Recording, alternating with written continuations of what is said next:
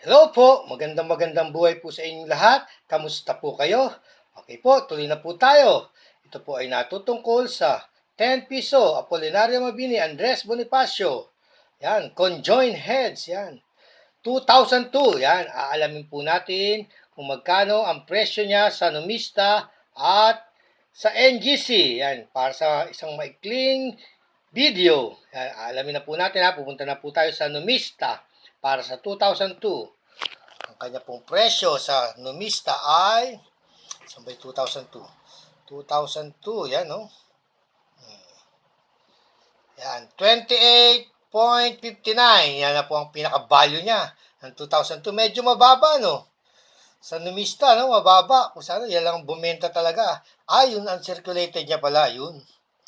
57.18. Yan ang pinaka-presyo niya. 57.18 para sa 2002. Titingnan naman natin siya sa NGC. NGC 2002. Ayun, 2002.